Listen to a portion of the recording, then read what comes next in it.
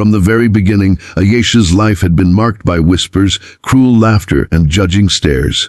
Wherever she went, people saw her size before they ever saw her heart, while other girls in her village were admired for their slim figures and delicate beauty. Ayesha was always the one overlooked, the one mocked, the one called unwanted. It wasn't her fault. She was kind, gentle, and intelligent. But in a world that judged harshly, all they cared about was her appearance.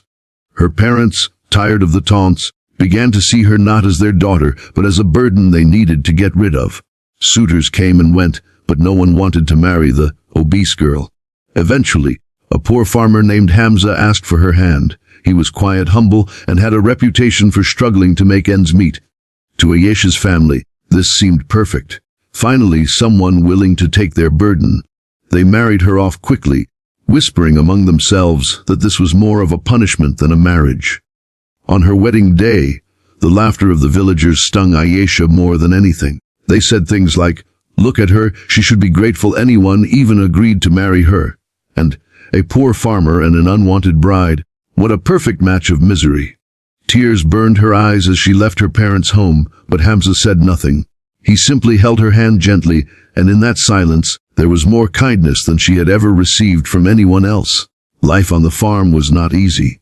Ayesha was unused to the fields, the livestock, and the endless chores.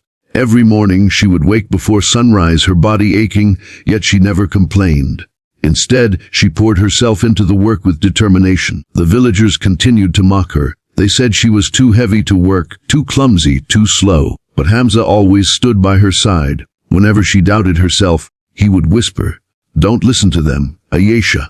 You're stronger than they'll ever know."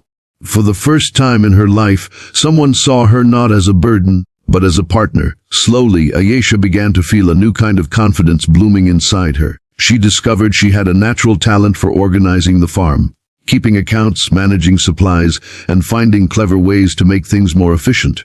Hamza, though hardworking, had never been good with numbers. Together they became a strong team, but still, the poverty weighed heavily on them. The roof leaked when it rained, the soil was dry, and the villagers never let them forget their lowly place. Ayesha often wondered if this was all life had for her: mockery, struggle, and survival. Yet Hamza never once complained. He worked from dawn to dusk, his hands cracked and blistered, yet his smile never faded. One evening, after a particularly difficult day, Ayesha finally broke down. She sat by the fields, tears streaming down her face. "Why did you marry me, Hamza? Was it pity? Was it because no one else would?" she asked, her voice trembling. Hamza looked at her quietly, then sat beside her. "Ayesha, I didn't marry you out of pity. I married you because I saw strength in you. I saw a heart bigger than anyone else's. The world may mock you, but to me you are everything." His words wrapped around her like a shield, healing wounds she didn't even know she carried. It was in that moment that she realized Hamza was not like anyone else. He wasn't ashamed of her, he cherished her. But what Ayesha didn't know was that Hamza carried a secret that would one day change everything. Months later, during a drought, many farmers in the village lost their crops. Hunger spread, and even the wealthier families struggled. The villagers mocked Hamza and Ayesha even more, saying, "The poor farmer will starve, and his fat wife will eat whatever is left." Ayesha cried in private, but Hamza reassured her, "Trust me, Ayesha, just wait." One morning, Hamza finally revealed the truth. He took Ayesha deep into the far side of their land, where the soil seemed ordinary. But then, he showed her something astonishing. Beneath that soil were hidden reserves of gold. His family, generations ago, had discovered the veins of gold buried under their fields. But Hamza's father had taught him never to flaunt it, never to boast. True wealth, he had been told, was not in gold, but in character. Hamza had chosen to live simply, humbly, without showing the villagers his fortune. But now, with Ayesha by his side, he knew it was time. He began selling small amounts of gold, quietly investing in land, tools, and resources. With Ayesha's intelligence in management, they expanded quickly. Soon, their poor farm became the most prosperous in the region.